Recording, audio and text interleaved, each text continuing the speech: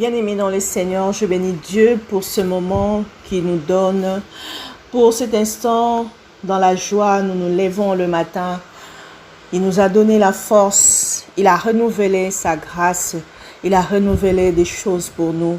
Seigneur, chaque matin, tu fais des merveilles pour nous, car beaucoup sont morts, beaucoup sont endormis riches, mais le matin, ils se sont réveillés pauvres, parce que peut-être des calamités les ont touchés, mais toi, tu nous as gardés.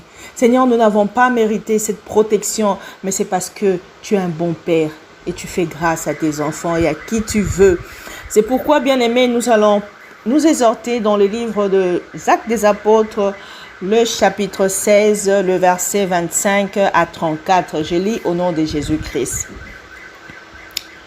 Vers le milieu de la nuit, Paul et Silas priaient et chantaient les louanges de Dieu, et les prisonniers les entendaient. Tout à coup, il se fit un grand tremblement de terre, en sorte que les fondements de la prison furent ébranlés. Au même instant, toutes les portes s'ouvrirent et les liens de tous les prisonniers furent rompus. Le geôlier se réveilla et lorsqu'il vit les portes de la prison ouvertes, il prit son épée et alla se tuer, pensant que les prisonniers s'étaient enfuis. Mais Paul cria d'une voix forte, « Ne te fais pas du mal, nous sommes ici. » Alors le geôlier, ayant demandé de la lumière, entrant en précipitamment et se jetant tout tremblant aux pieds de Paul et Silas. Il les fit sortir et dit, « Seigneur, que faut-il que je fasse pour être sauvé? » Oh, bien-aimé, quelle merveilleuse histoire! Bien-aimé, regarde, Dieu est le maître de temps et des circonstances. Toi qui as des fois peur qu'on te mette en prison, mais si tu dois aller sauver quelqu'un ou des familles ou de milliers de personnes qui sont en prison, tu devras être en prison. C'est pourquoi la Bible nous demande seulement une chose, d'être des personnes avec une bonne conscience et que peu importe de quoi on nous accuse, que cela ne se retrouve pas en nous. Paul et Silas, avec la jalousie qui naît dans le cœur des Juifs, qui voient les miracles et les prodiges que les enfants de Dieu faisaient, on les a jetés en prison. Mais Dieu a voulu qu'ils partent en prison parce qu'il y avait un homme, il y avait toute une famille qui devait être sauvée. C'est les geôliers qui les gardaient en prison. Bien aimé, ici j'aimerais attirer l'attention sur la force de la louange. La Bible dit que notre Dieu siège au milieu de la louange et de l'adoration. Donc quand tu as des problèmes, tu vois là, ils devaient commencer à se lamenter, Seigneur, qu'est-ce qu'on a fait? Qu'est-ce qu'on a fait? On nous a tapé, ceci, cela. Non, ils ont commencé à louer l'Éternel toute la nuit. Et la louange était tellement forte, c'est pourquoi la Bible dit la louange brise le chêne. Bien-aimé, si tu veux être délivré de certaines choses, des soucis, des maladies psychosomatiques, passe beaucoup plus de temps dans l'adoration et dans la louange, car elles seront brisées. Les murs s'effondirent, bien-aimés, les portes s'ouvrirent. Qui les a ouverts? Le Seigneur, quand il descend, tous les chaînes tombent et toutes les portes s'ouvrent.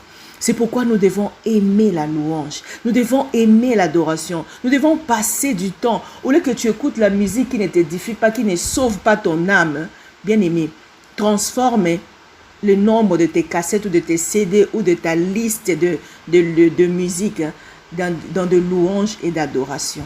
Bien-aimé, c'est important d'adorer Dieu parce qu'il nous a créés pour l'adoration. Il ne nous a pas créés pour qu'on le donne des sacrifices, pour qu'on le serve ceci, cela, parce que tout est à lui. Regarde la force de l'adoration, la force de la louange a sauvé. Non seulement elle a libéré Pierre, mais aussi tous les prisonniers. Et les geôliers qui voulaient se tuer parce qu'il savait déjà que ces personnes-là, il a vu comment ses ennemis, ses amis qui protégeaient les pierres, ils ont été égorgés parce que Pierre et Barnabas étaient sortis de prison mystérieusement. Il a dit non, j'attendrai pas mon tour, je vais aller me tuer. Puis Paul lui dit, ne fais pas ça, nous sommes là. Et c'est lui-même qui est sorti avec eux. Il a vu tellement que c'était merveilleux, c'était quelque chose d'extraordinaire. Il a jugé de lui-même que ces gens sont non seulement innocents, mais ce sont des serviteurs de Dieu. Et il a racheté les temps. Car quand tu vois des choses comme ça, tu dois apprendre à racheter les temps et à faire ce qui est bien. Il les a sortis de prison, il les a amenés chez eux et il leur a demandé, c'est là où ça nous concerne. Que faut-il que je fasse pour être sauvé? Bien-aimé, c'est simple. Un jour, il y a un monsieur Nicodème qui est venu voir Jésus-Christ en cachette parce qu'il était juif et docteur de la loi. Il a dit, Seigneur, que faut-il que je fasse pour être sauvé? Jésus-Christ lui a dit, tu dois naître de nouveau. Il a dit, ah mais je suis déjà vieux, comment je vais entrer encore dans le ventre de ma mère? Il a dit, ah bon, toi, un grand sacrificateur de la loi, tu ne connais pas ces choses? Parce que la nouvelle naissance, c'est là où nous sommes renouvelés des pensées, d'esprit, de corps et de l'âme. Quand quelqu'un naît de nouveau, les choses anciennes sont passées et voici, toutes choses sont devenues nouvelles. C'est pourquoi si tu n'es pas né de nouveau, tu ne pourras même pas écouter la voix de Jésus. Tu ne pourras même pas croire à ce que Jésus-Christ est mort et ressuscité pour toi. Bien-aimés, la Bible nous dit dans Ephésiens 5:8, autrefois, nous étions dans les ténèbres, nous vivons dans les ténèbres, mais maintenant que nous sommes dans la lumière, nous devons marcher comme les enfants de la lumière. Bien-aimés, quand tu es quelqu'un qui est né de nouveau, tu es un enfant de la lumière et tu dois marcher, porter les fruits de la lumière. Les fruits de la lumière, c'est-à-dire la bonté, la justice et la vérité. Si tu n'as pas encore commencé à porter les fruits de la lumière, demande-toi si tu t'étais converti ou si tu étais né de nouveau. Parce qu'aujourd'hui, comme je l'ai toujours dit, nous ne pouvons pas comprendre comment les gens se disent « je suis converti », mais vous voyez que les manguiers continuent à porter des avocats. Les fruits des enfants de Dieu doivent attester qu'ils se sont convertis, qu'ils ont changé. Alors tu vas me dire comme cette personne, que faut-il que je fasse? La première chose, c'est que tu confesses de ta bouche le Seigneur Jésus-Christ. Romains 19 nous dit, si tu confesses de ta bouche le Seigneur Jésus-Christ et si tu crois dans ton cœur que Dieu l'a ressuscité des morts, tu seras sauvé. Bien-aimé, pourquoi tu seras sauvé? Parce que c'est dans le cœur qu'on parvient à la justice et c'est en confessant de ta bouche que tu parviens au salut.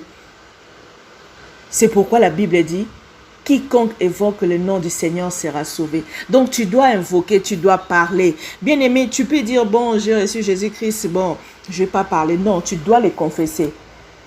Tu dois les confesser de ta bouche. Tu vas dire, Seigneur Jésus, regarde-moi, j'étais pécheur. Je fais ça, je fais ça, je fais ça. Mais aujourd'hui, je prends la décision de te suivre. Renouvelle mon intelligence, sauve-moi. Et depuis ce jour-là, commence à marcher dans la lumière. Commence à porter les fruits de la lumière. Marche dans la bonté. Aime ton prochain. Marche dans la justice. Et dis la vérité. C'est ça le fruit d'une bonne repentance. Le fruit de la lumière. Ça ne s'accompagne pas des fruits amers. Bien-aimé, Jésus-Christ a dit, je suis la lumière du monde.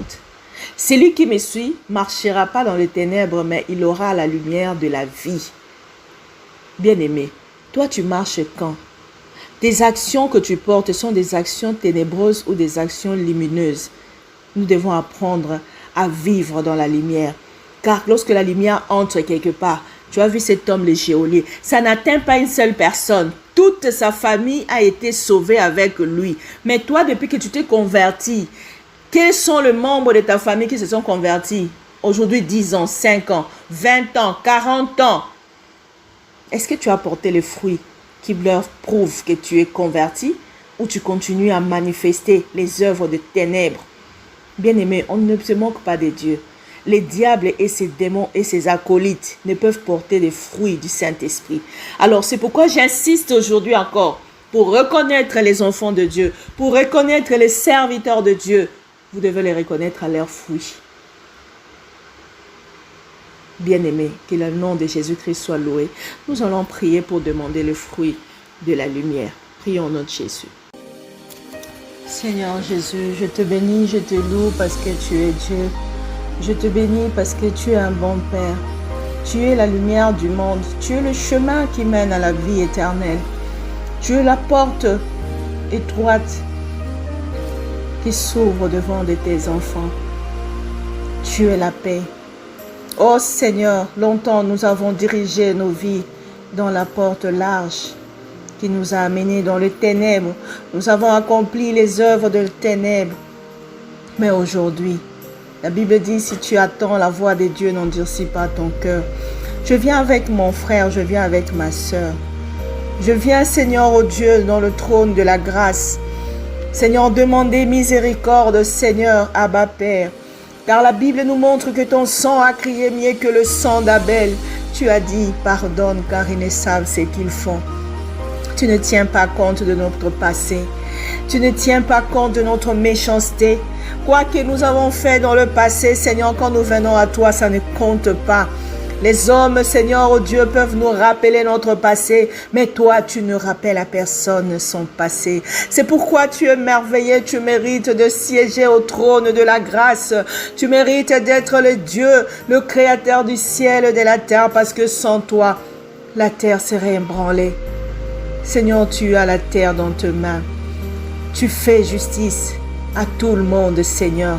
Lorsque tu regardes la terre, tu nous regardes comme un seul homme. Tu nous regardes seulement comme tes enfants. Et tu as sauvé l'humanité au moyen de la mort de Jésus-Christ à la croix. C'est pourquoi tu as dit, venez en moi, vous tous qui êtes fatigués, mon frère, ma soeur. Si tu es fatigué de ta marche, si tu n'arrives pas à être un bon, tu n'arrives pas à faire du bien, tu n'arrives pas à arrêter de crucifier Jésus-Christ, viens à lui tel que tu es. Il dit, je vous demande juste de faire le pas, de vous approcher, d'ouvrir la porte de vos cœurs. Et lorsque lui vient, c'est lui qui te donne la force de résister au mal. C'est lui qui te donne la force de fuir l'impudicité. C'est lui qui te donne la force de pouvoir vaincre ta chair. Enfin, de finir avec le péché. Tu as besoin du Saint-Esprit. C'est pourquoi en ce moment, si tu attends cette prière, sache que le Seigneur est en train de t'appeler. Sache que le Seigneur t'aime. Sache qu'il ne regarde pas ton passé, mais il veut juste renouer cette alliance. Il veut renouveler cette relation. Il veut te sauver. N'endurcis pas ton cœur. Si tu veux pas, si tu sens que Seigneur, ton cœur ne veut pas, dis Seigneur, la Bible dit, invoquez-moi, je vous répondrai. Et je vous montrerai les choses cachées. Invoque-lui, crie à lui, Seigneur Jésus, j'arrive pas, j'ai besoin de toi, aide-moi. Nicodème a crié à lui, tous ceux qui ont crié à lui, ils ne sont plus restés là même. C'est pourquoi crie à lui, il va te donner un cœur d'amour, un cœur de chair sensible à l'amour, à la vérité, à la justice. Oh Seigneur, repends Seigneur le cœur de chair dans la vie de mes frères et sœurs.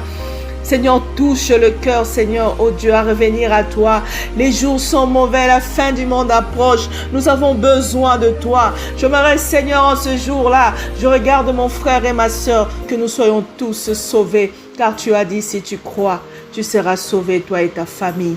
Je ne veux pas, Seigneur, oh Dieu, que tous les enfants que tu m'as donnés à la foi, dans la foi, de rester, Seigneur, oh Dieu. Je ne veux pas être comme le curé des Kukinyané, se retrouver en enfer, et regardant tous ces Kikinyané aussi en enfer. Oh non, Seigneur Jésus, j'ai besoin de toi pour être sauvé avec ma famille. C'est pourquoi tous ceux qui écoutent ces moments, qui écoutent cette prière, touchent leur cœur, afin que nous puissions racheter les temps. Car demain ne nous appartient pas. Demain ne nous appartient pas. Seigneur, je bénis cette journée pour mon frère. Je bénis cette journée pour ma soeur. Je bénis tout le travail de leurs mains. Seigneur, ceux qui sont en train de travailler dans des sociétés privées. Seigneur, laisse que, Seigneur, le travail de tes enfants puisse, Seigneur, oh Dieu, grandir, être béni. Car, Seigneur, à celui qui a, on donnera encore plus. Donne-leur l'intelligence et la sagesse, que dans tout ce que nous faisons, nous puissions honorer ton nom. Que la part de pauvres, des orphelins, de veuves soit dans toutes nos richesses. C'est pourquoi ils ont besoin d'un cœur de chair pour être sensibles à l'amour, sensibles à la bonté, sensibles à la justice. Seigneur, que le fruit du Saint-Esprit abonde dans la vie de tes enfants et que les dons et les grâces que tu donnes à chacun puissent se manifester afin que le monde soit sauvé. Tu ne veux pas la mort d'un pécheur. C'est pourquoi je bénis cette journée. Je bénis tout ce que nous allons manger, tout ce que nous allons toucher, et que la présence de Jésus-Christ soit notre couverture. Au nom de Jésus-Christ. Amen. Béni soit le Seigneur.